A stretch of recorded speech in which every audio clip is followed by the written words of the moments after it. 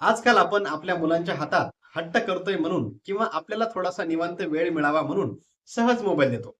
पण विचार करा, ज्या वयात मुलांच्या हाताने मातीचे किल्ले बनायला हवे होते, तिथे फक्त स्क्रीनवरती अंगठा फिरवला जातोय.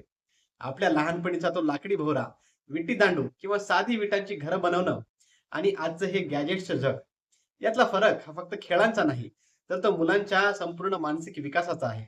आज आपण याच विषयावर सविस्तर चर्चा करणार आहोत, की जुनी खेळणी आपल्या मुलांसाठी खरंच गरजेची आहेत का? जेव्हा एखादं मूल लाकडी ठोकळ्यापासून घर बनवतं, तेव्हा त्याला बॅलेन्स म्हणजे काय हे कळतं.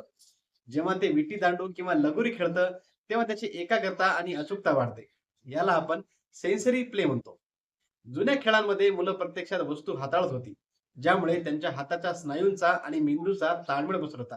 या उलट गॅजेटमध्ये काय होतं, तर स्क्रीनवरचे रंग आणि आवाज मुलांना तात्पुरता आनंद तर देतात, पण त्यांचा मेंदू हा निष्क्रिय होतो. मोबाईलच्या अतिवापरामुळे मुलांमध्ये चिडचिडेपणा वाढतोय आणि त्यांची कल्पनाशक्ती जणू थांबली आहे. गॅजेट आणि जुन्या खेळांमधला हा सर्वात मोठा फरक म्हणजे धैर्य. जुन्या खेळांमध्ये एखादी गोष्ट जमली नाही, तर मुलं पुन्हा पुन्हा प्रयत्न करायची, ज्यातून त्यांच्यामध्ये चिकाटी निर्माण व्हायची.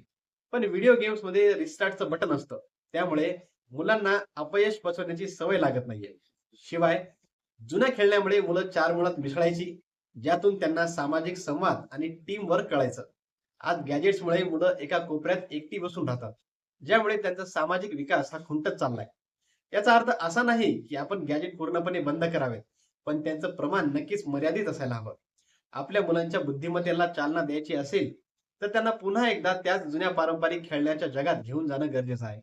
त्यांना मातीत खेळू द्या, लाकडी खेळणी हाताळू द्या आणि त्यांचा नैसर्गिक विकास होऊ द्या. तुमच्या घरात तुमची मुलं कोणत्या खेळण्यासोबत जास्त वेळ घालवतात हे कमेंटमध्ये नक्की सांगा. जर हा व्हिडिओ तुम्हाला महत्त्वाचा वाटला असेल, तर तुमच्या मित्रांसोबत शेअर करा. धन्यवाद.